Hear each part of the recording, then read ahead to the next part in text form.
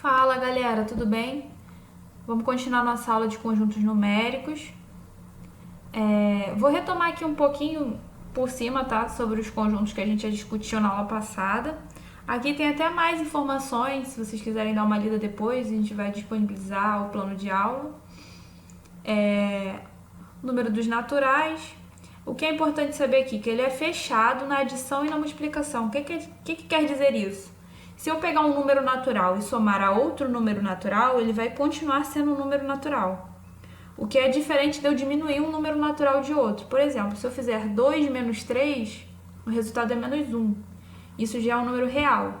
Então, o número natural ele não é fechado na subtração. Ele é fechado na adição e na multiplicação. Beleza? Os números inteiros. Aqui aquelas notações, né, que a gente já tinha conversado, do maisinho embaixo, do menos. O maisinho embaixo significa não negativo, o menos é não positivo e a estrelinha é o não nulo.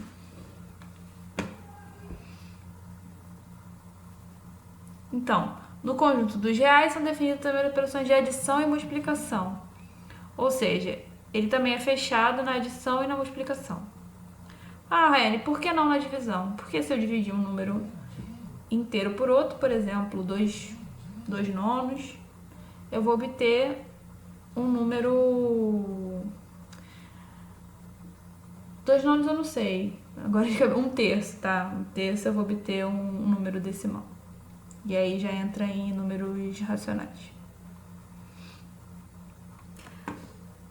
Tá, os números inteiros podem ser representados sobre uma reta orientada através... Tá, vamos começar agora a introduzir para vocês essa noção de reta.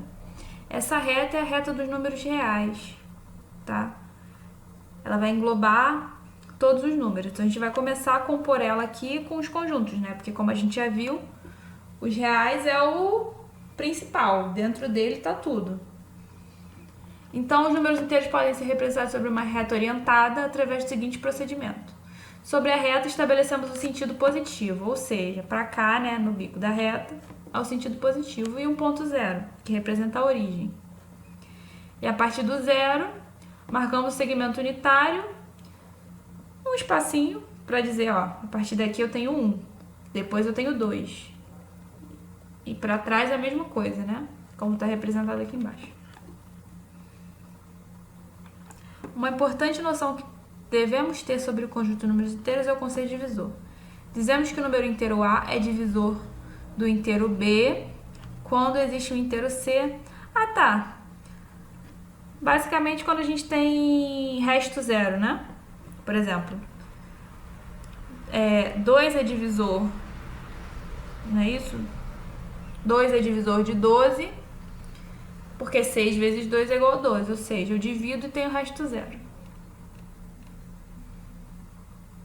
Quando A é divisor de B, dizemos que B é divisível por A, ou B é múltiplo de A.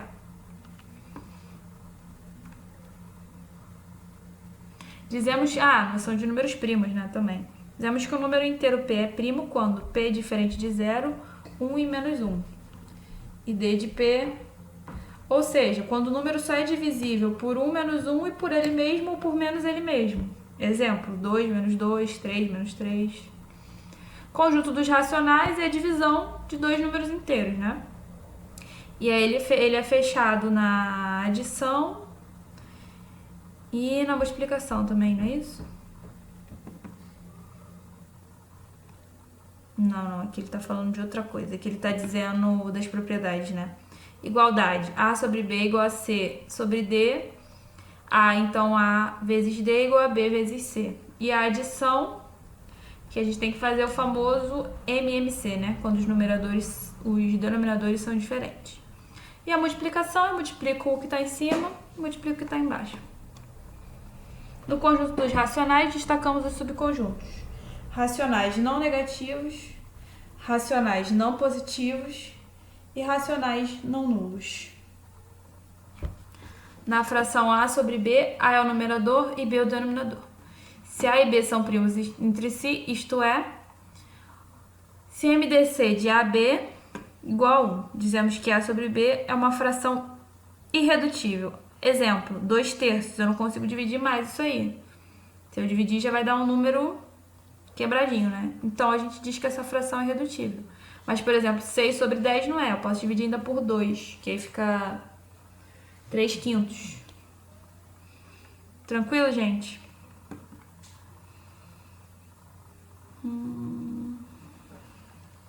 Tá, não vou me alongar muito nisso aqui não, pra aula não ficar grande e pra gente conseguir falar do que é importante nesse módulo. Mas vocês conseguem dar uma lida nisso com calma depois e trazer as dúvidas.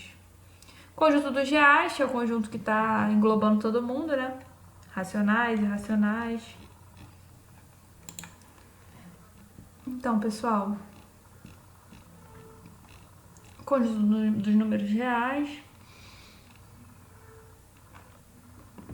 Aí a gente começa a popular mais a nossa reta, né?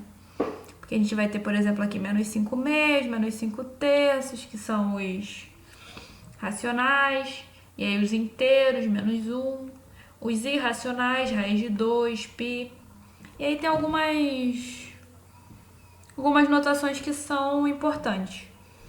Na reta real, os números estão ordenados. Um número A é menor que qualquer número x colocado à sua direita. Foi aquilo que eu falei da orientação. E maior qualquer número x à sua esquerda. E aí, a gente tem uma representação aqui, x pertencente a A, tal que x menor que A, é do A para baixo. X pertencente a reais, tal que x maior que A, é do x para cima. Aqui a gente tem alguns exercícios. Depois vocês façam, que é bem aquilo que a gente estava vendo antes, né? Nas outras aulas. Intervalos. Essa parte é a parte importante da aula de hoje. Dado dois números reais A e B, com A menor que B, definimos intervalo aberto de extremos. A e B é o conjunto. Então, a gente pode denotar tanto com esse colchete, né, virado para fora, quanto por essa notação, x pertencente a A, a R, tal que x entre A e B. Por que é intervalo aberto? Porque não contém A nem B no intervalo. Intervalo fechado, eu estou incluindo os extremos, ou seja, A e B tá no meu conjunto. Por isso que aqui tem o menor ou igual e aí troca, né? Fica para dentro a chave. Intervalo fechado à esquerda. Ele vai ser fechado no A e aberto para cá. Intervalo fechado à direita, ele é fechado no B e aberto para cá. E aí a notação de menor ou igual fica para o B e menor fica para o A. Beleza? Até aí, gente. Os números reais A e B são denominados respectivamente extremo inferior e extremo superior do intervalo. Exemplos. 2, 5. É um intervalo aberto, né? Porque eu não estou botando o 2 e o 5 no intervalo.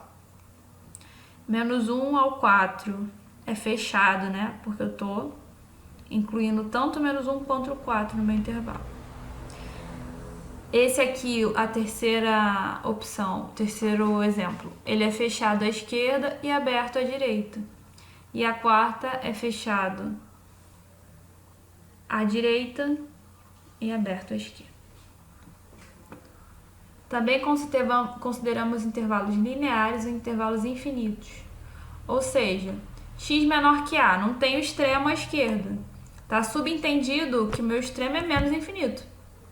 E infinito é sempre aberto, gente, grava isso. Sempre que tiver infinito, ele é aberto. E aí, como é que a gente denomina os reais? De menos infinito a mais infinito, né? Aberto dos dois lados. E aí, preste atenção na notação do maior igual, que é importante. Então, a representação geométrica, que fica mais fácil para a gente resolver os exercícios com interseção. A gente vai fazer um aqui para vocês entenderem o que eu tô falando. Essa representação aqui eu acho mais fácil para resolver os exercícios.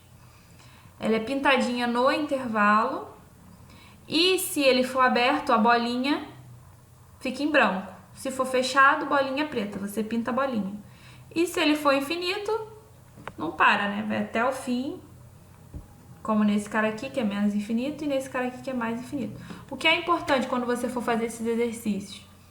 Você botar os pontos certos, um embaixo do outro. Por exemplo, você pode ver aqui que o A tá embaixo, em todos os intervalos está na mesma posição, né? Na mesma coluna. E o B também. Isso é muito importante na hora de resolver os exercícios. Agora vamos pegar um exercício aqui de exemplo, pra gente poder treinar. Tem essa lista aqui, tá? Com bastante exercício para vocês treinarem. E eu vou pegar alguns aqui pra gente fazer, pra dar uma aquecida.